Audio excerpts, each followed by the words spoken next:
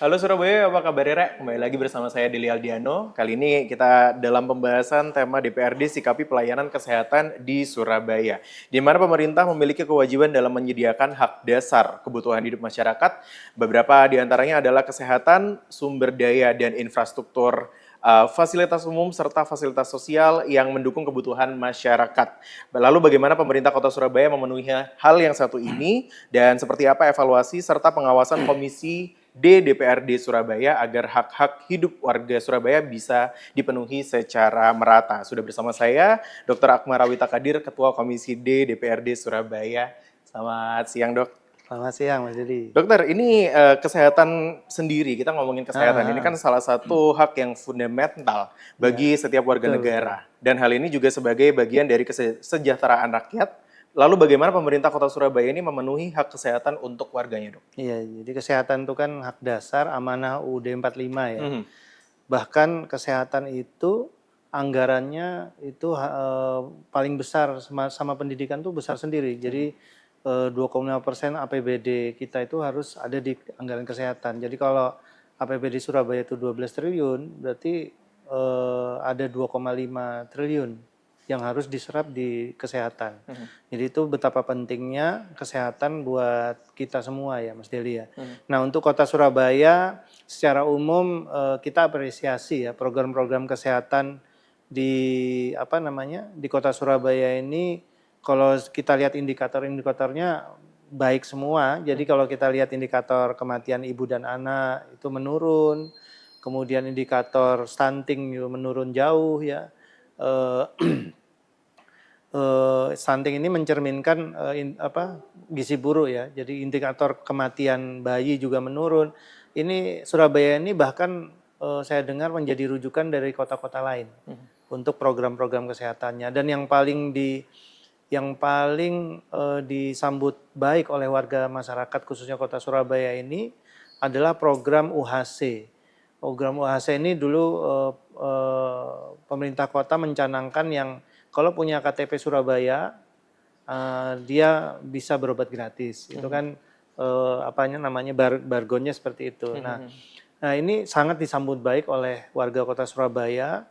Jadi pokoknya mau kelas 3 itu menunjukkan KTP Surabaya gratis.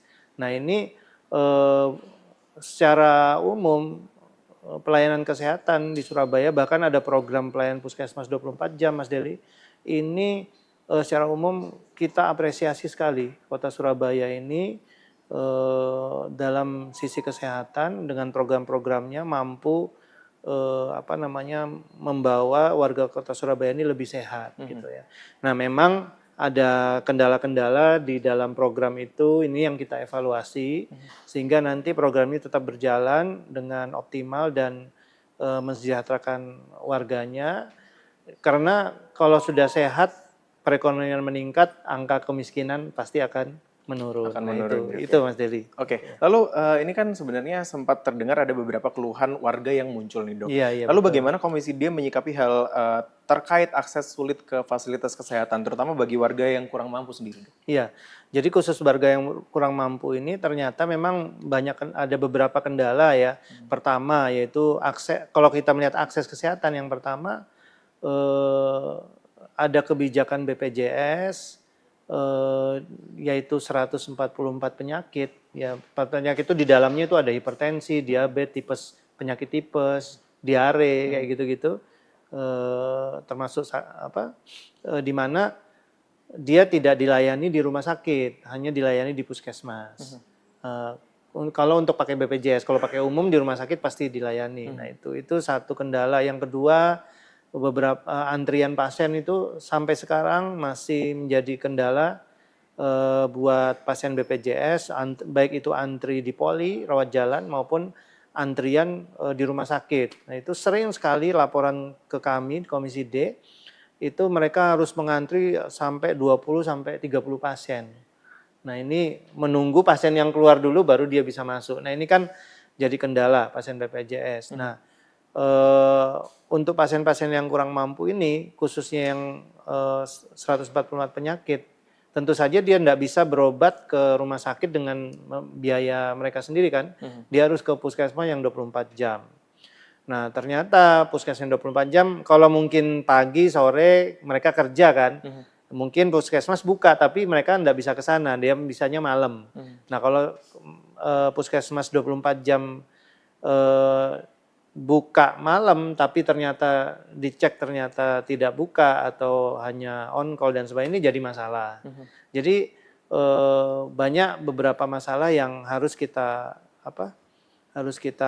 evaluasi kembali, masalah akar masalahnya di mana, kemudian nanti kita carikan solusi.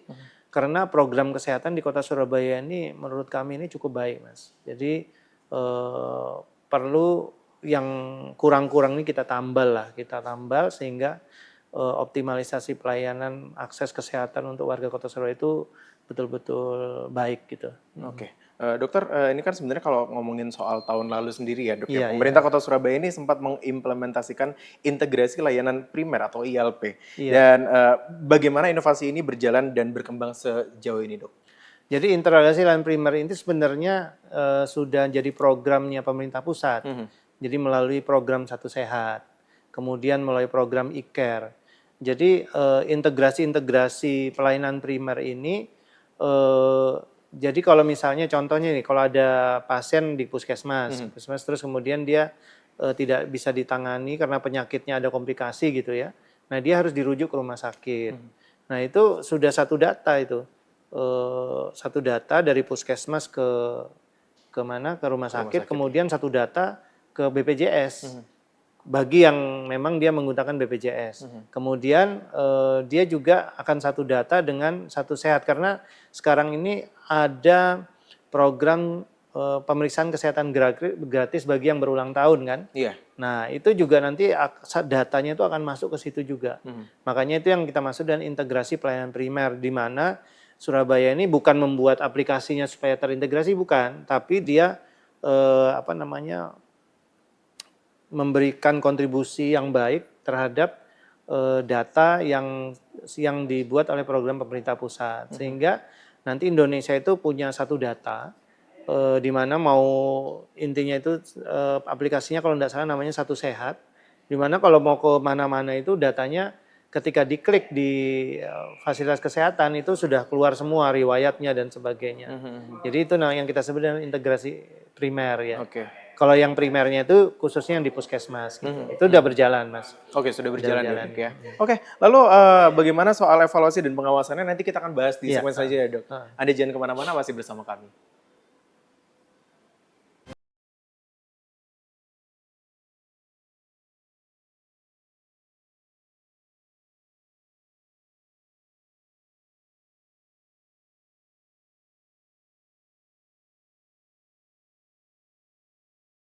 Atau oplosan yang dilakukan oleh Pertamina, saya kira kita perlu memanggil kembali Pertamina Patraniaga atas dugaan kebohongan yang diberikan pada saat rapat dengar pendapat dengan DPR.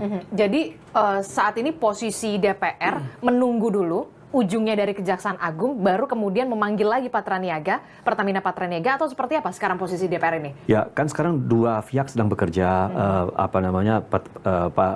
pihak Kejaksaan Agung sekarang sedang melakukan penelaahan lebih lanjut, tapi juga Pertamina, ya saya kira juga Kementerian ESDM bersama-sama dengan Kementerian BUMN juga melakukan penelaahan dari sisi mereka. Nah, terutama sistem prosedur dan mekanisme yang berjalan sehingga SOP yang terlanggar itu kenapa bisa terjadi? Kenapa sekian tahun itu kemudian kita mengimpor terus-menerus?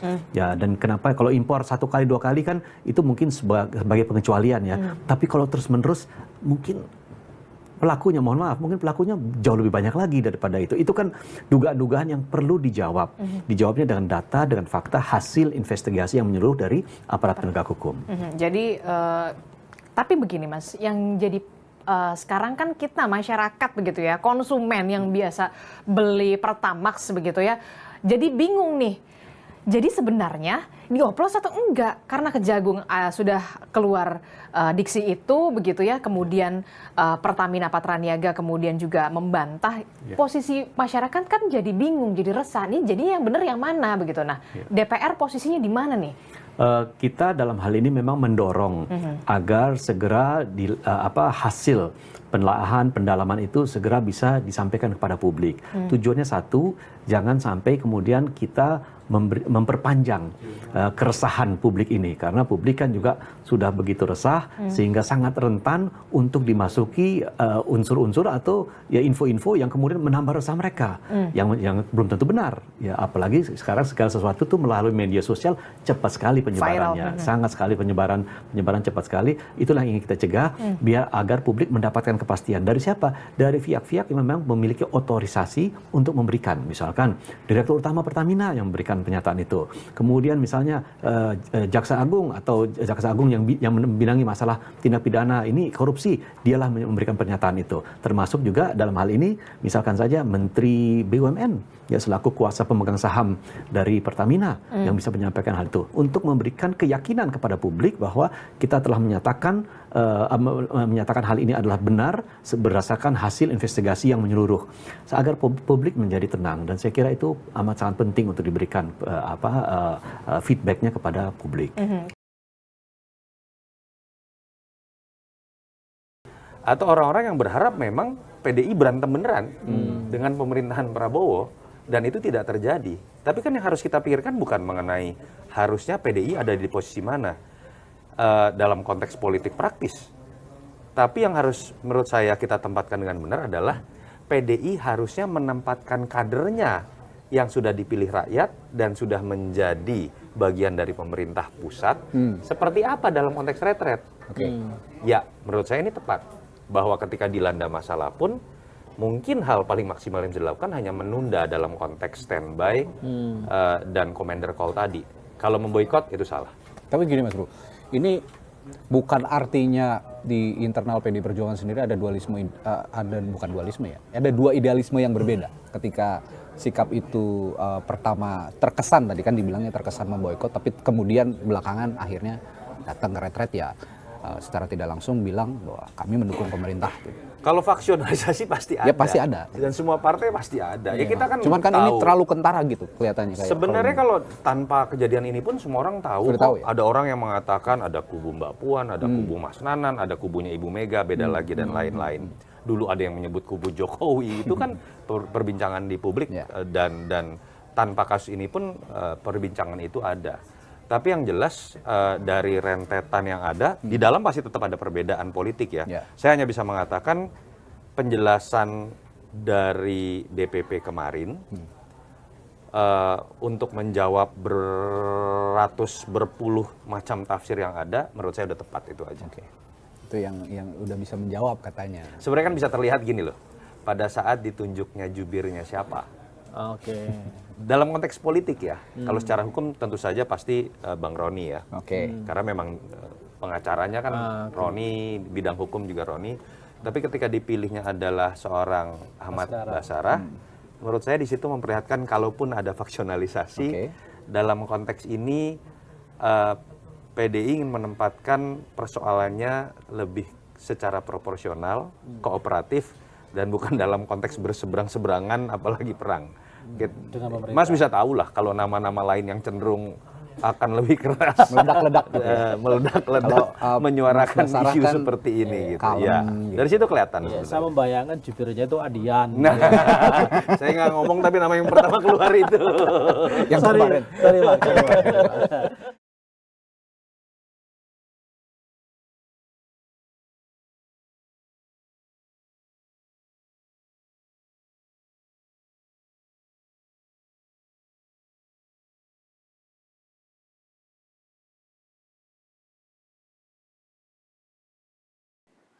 Anda masih bersama kami dalam membahas DPRD Sikapi Pelayanan Kesehatan di Surabaya. Masih bersama kami juga Dr. Akmara Witakadir, Ketua Komisi D DPRD Surabaya. Dokter, tadi kita sudah membahas soal bagaimana pemerintah ini punya kewajiban dalam menyediakan hak dasar, khususnya adalah soal kesehatan nih dok ya. Tadi kan sempat terbahas juga soal ILP ini sendiri, integritas nih dok. Tapi bagaimana soal evaluasi dan pengawasannya nih dok? Komisi D ini mengevaluasi efektivitas program-program pelayanan kesehatannya yang sudah dijalankan oleh pemerintah Kota Surabaya ini bagaimana dok? Ya, jadi kita evaluasi, biasanya itu evaluasi itu berasa kita lihat dari outcome-nya. Outcome itu laporan warga. Jadi banyak beberapa warga itu lapor ya misalnya, tapi tidak hanya warga saja, warga itu kan bisa warga masyarakat, bisa juga dari petugas-petugas puskesmas dan sebagainya. Jadi banyak laporan-laporan warga ini yang harus kita memang evaluasi. Tentu saja kemarin itu ada program screening ya oleh puskesmas. Nah sebenarnya program screening ini ada di seluruh Indonesia ya. Nah yang ternyata kasusnya sebenarnya mirip-mirip. Jadi Surabaya ini masih melakukan screening ketika pasien itu datang. Nah harusnya kan tugas puskesmas itu ketika melakukan screening itu kan tugasnya kan promotif, preventif. Jadi dia harusnya jemput bola. Karena puskesmas ini merata berada di berbagai kecamatan dan dia bertanggung jawab terhadap kecamatan tersebut gitu ya. Nah, atau lokal areanya mereka. Nah, ketika puskesmas ini ingin men-screening pasien-pasien yang yang istilahnya itu dia sebenarnya kan kalau kita lihat tuh ada lebih baik mencegah daripada mengobati kan. Nah, jadi fungsinya screening ini adalah itu. Nah, ternyata memang ketika puskesmas screening itu data-datanya itu ternyata dia belum terintegrasi full ya. Jadi hanya jumlahnya saja. Misalnya jumlahnya ada 25.000 ya. 25.000 itu aja jumlahnya, laki-laki, perempuan, nama, kemudian by name, by address. Terus penyakitnya itu ternyata belum bisa. Jadi mereka hanya punya data terintegrasi primer yang ada di lingkup puskesmas dan rumah sakit saja.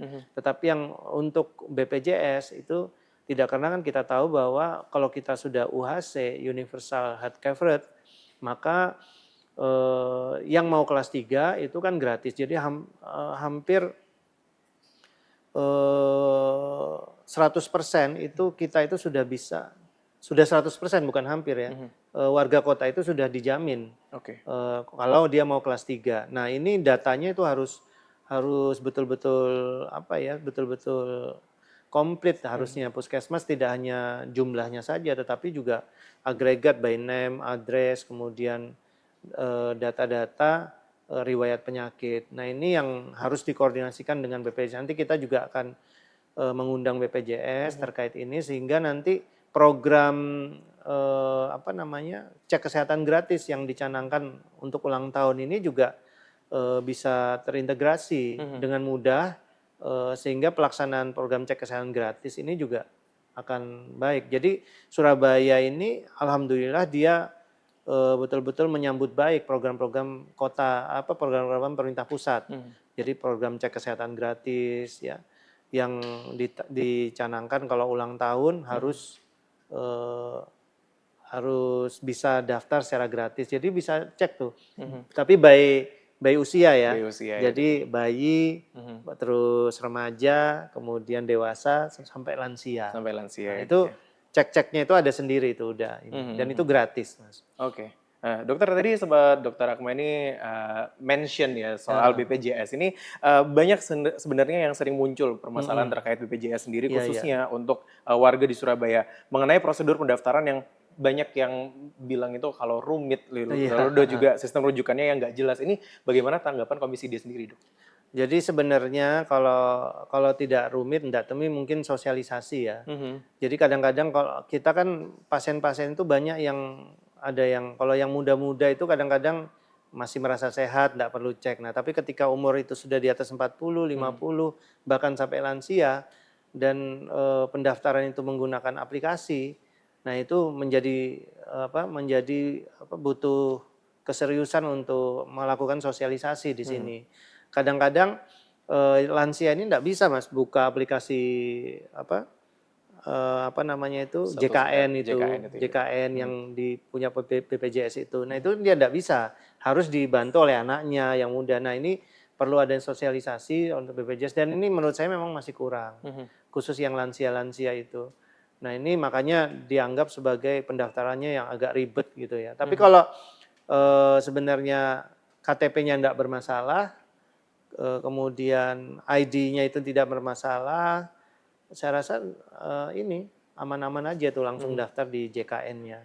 Nah, cuma memang yang lagi kita masalahkan yang paling penting di sini adalah laporan warga itu banyak yang mengeluh antrian. Antrian ya. Jadi antrian pasien BPJS, kalau umum kan langsung aja dia. Benar. Jadi rumah sakit itu punya persentase pasien ruangan umum, tapi masih kalau RSUD itu banyak persentase yang BPJS memang. Nah ini antri. Jadi kita cek memang bahkan ruangan-ruangan umum kalau di RSUD Suwandi, kalau kita lihat di BDH itu ruangan-ruangan umum itu dipakai untuk BPJS. Karena saking antrinya pasien BPJS yang mau rawat inap. Nah tapi ya itu tetap masih antri lagi, makanya Surabaya membangun rumah sakit. Jadi lihat antrian panjang, tidak meratanya, bahkan yang ada yang dari Surabaya Barat karena rumah sakit BDA penuh, dia harus ke Dr. Sutomo rujukannya. Kan kalau bisa dirujuk di punya yang dekat, misalnya ada di nanti yang mau dibangun itu di Surabaya Selatan di Karangpilang, nah itu lebih bagus lagi. Nah ini yang kita apresiasi, ada pembangunan rumah sakit juga. Jadi mudah-mudahan ketika rumah sakit di Surabaya Selatan dan Surabaya Timur kan sudah beroperasi itu semuanya sudah jalan, insya Allah antriannya akan terurai. Permasalahannya akan ini ya. Nah untuk masalah rujukan ya itu tadi, rujukan yang 144 penyakit itu. Iya, 144 penyakit itu tadi. Jadi 144 penyakit itu tidak boleh dirujuk Mas, kalau tidak komplikasi. Nah ini jadi masalah, saya mengkritisi BPJS sebenarnya. Jadi BPJS itu menggunakan 144 penyakit itu berdasarkan konsil kedokteran, peraturan konsil kedokteran. Di mana konsil kedokteran ini sebenarnya peraturan 144 penyakit itu digunakan untuk lulusan dokter. Jadi misalnya nih dokter kurang paham tentang hipertensi, dia tidak mungkin lulus. Jadi dokter harus paham 140 penyakit itu baru dia lulus. Nah itu digunakan untuk itu. Tapi BPJS menggunakannya untuk puskesmas dan rumah sakit. Saya rasa ini kurang tepat ya. Jadi harusnya kalau mau buat kayak gitu ya harus ada buat aturan yang tegas. Ketika fasilitas kesehatan Surabaya masih yang misalnya puskesmas 24 jam masih belum maksimal, nah harusnya ya itu masih dibolehkan. Kadang-kadang khususnya pasien-pasien yang malam-malam datang atau yang suhunya tidak terlalu rigid ya. Kadang sekarang suhu itu di bawah kan BPJS itu suhu emergensi yang bisa dimasuk rumah sakit 40. 40 ya. Tapi kalau suhunya 39,5, nah itu harusnya ya tetap harus bisa dirujuk ya. Karena apa? Karena siklus hidup manusia itu ya ketika dia sakit suhu 39,5 mungkin beberapa detik kemudian dia bisa jadi 40. Nah ini yang harus dan tapi kemarin waktu kita hearing Mas dengan BPJS dia ada beberapa penyakit yang ada toleransi di situ. Nah ini yang kita mudah-mudahan ini jadi angin segar sehingga tidak terlalu rigidnya peraturan BPJS ini jadi menyusahkan warga. Jadi kasihan warga itu, belum lagi masalah klaim-klaimnya. Jadi rumah sakit itu takut loh, takut nerima pasien nanti tidak terklaim. Jadi bukan rumah sakit yang nolak loh ya, tapi rumah sakit itu takut nanti ketika dia nerima pasien ini nanti diklaim enggak, nanti klaim-klaimannya ditolak nanti sama BPJS, dia kan rugi. Apalagi rumah sakit swasta. Rumah sakit swasta takut sekali itu, sehingga masih ada aja di Surabaya ini ya, rumah sakit yang belum bekerja sama dengan BPJS. Mungkin ya itu ya ketakutannya ya. Jadi ada 4 rumah sakit besar di Surabaya, itu dia belum bekerja sama dengan BPJS. Mungkin sesaat lagi kita akan membahas lebih dalam soal infrastruktur dan juga sumber dayanya ya Dok ya. Anda jangan kemana-mana, masih bersama kami.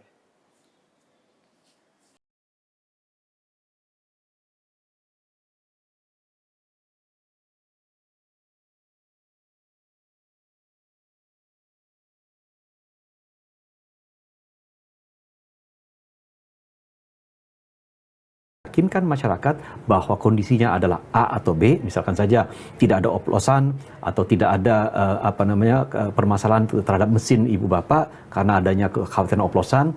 Saya kira itu perlukan. Dari awal saya sudah sampaikan sebaiknya direksi Pertamina dalam hal ini ya paling baik jika Pak Dirut yang bisa memberikan penjelasan, karena itu pasti pembicaraannya, kata-katanya itu pasti memiliki bobot yang besar gitu.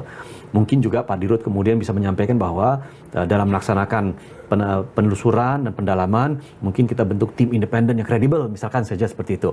Itu akan mengembalikan percayaan masyarakat yang saat ini sedang goyah dan tergerus karena kasus Pertamina. Karena kalau kita lihat, mungkin belum lama berselang ada permasalahan terkait LPG 3 kg.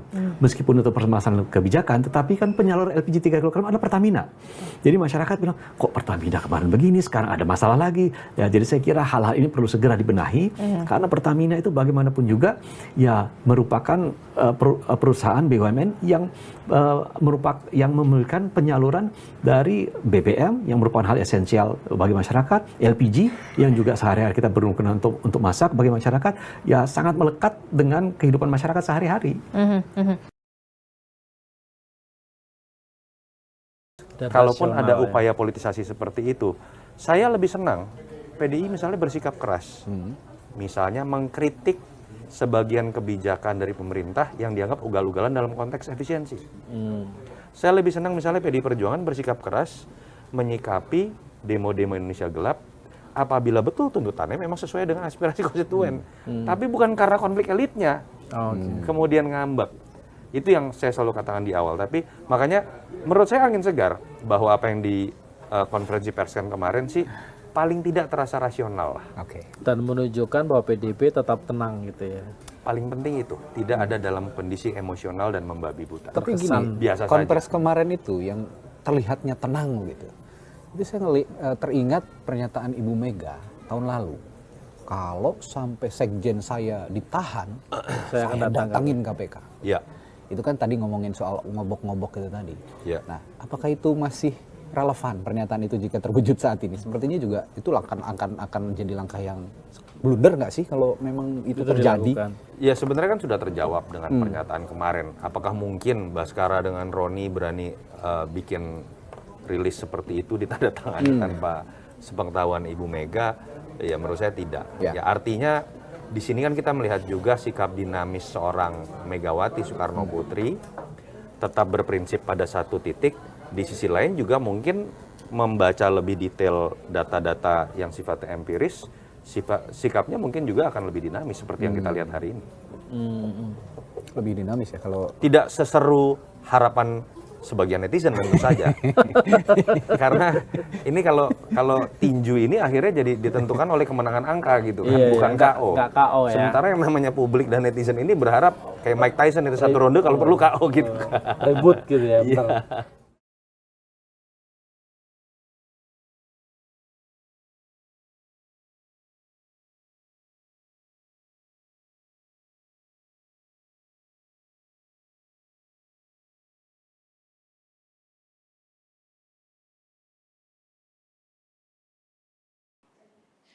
Anda kembali bersama kami masih membahas DPRD sikapi pelayanan kesehatan di Surabaya. Masih bersama kami juga Dr. Akmarawita Kadir, Ketua Komisi D DPRD Surabaya.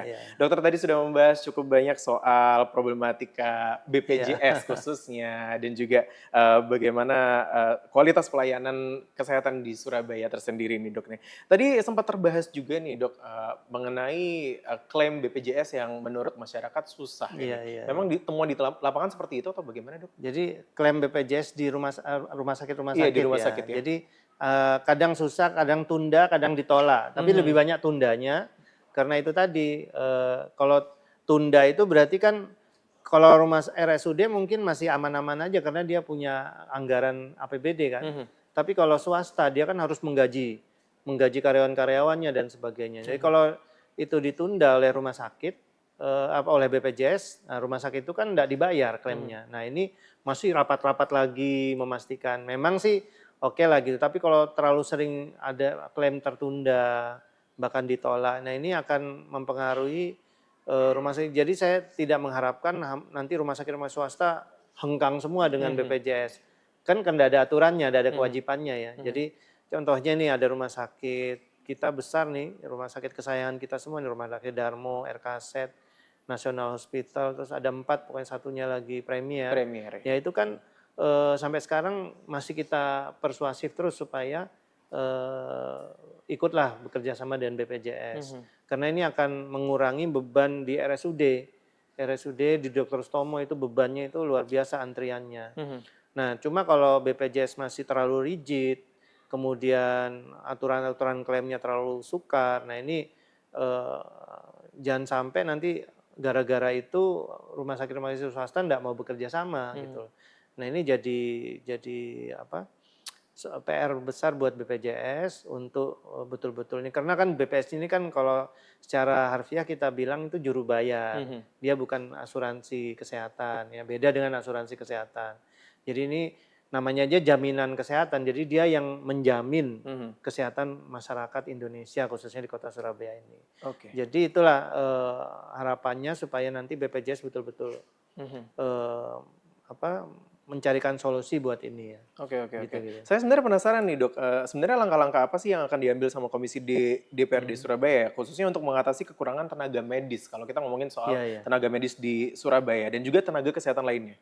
Kalau tenaga medis ini ada di Vaskes pertama ya, jadi di puskesmas. Jadi ada himbauan dari instruksi wali kota dulu waktu COVID itu, puskesmas harus buka 24 jam. Ini kita apresiasi dan sampai sekarang himbauan itu tidak dihapus, tetap jadi puskesmas terus buka 24 jam. Tetapi kenyataannya puskesmas ini kan ada dua Mas, ada rawat jalan, rawat inap. Yang rawat jalan ini SDM dokternya itu cuma 4 sampai 5. Kalau dia buka 24 jam kan jadi kerja rodi tuh. Nggak ada istilah. Tapi kalau rawat inap itu dokternya bisa 8, bisa 7. Nah ini masih oke lah, bisa bergantian.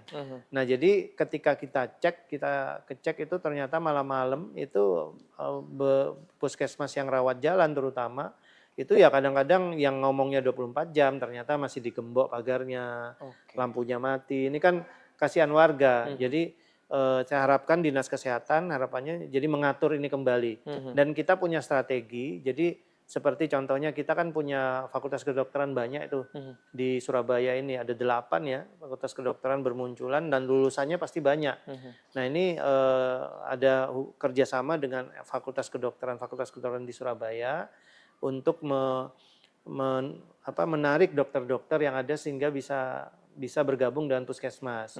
Kemudian juga memberikan reward ya terhadap dokter. Karena dokter-dokter ini kan cita-citanya banyak yang ingin spesialis, Mas. Jadi jarang dokter umum tapi kebanyakan tuh spesialis semua. Nah ini mungkin nanti dikasih reward, mereka disekolahkan dengan biaya pemerintah kota. Itu pasti dokter-dokter pasti berbondong-bondong tuh ke puskesmas, dia ingin mau mengabdi gitu. Jadi dan nanti kan juga enggak rugi kalau mereka sudah jadi spesialis, mereka bisa ditempatkan di RSUD. Nanti kan kita punya RSUD di Surabaya Timur nih yang baru buka. Nanti ada lagi di Kalangpilang, ada lagi di utara tuh di daerah lapangan tembak situ. Nah ini jadi potensi yang besar buat pelayanan kesehatan khususnya SDM. Kalau fasilitas kita yakin lah dengan pendapatan kita yang banyak kita mampu lah memanage peralatan membeli maupun bekerja sama dengan pihak lain untuk peralatan-peralatan medis.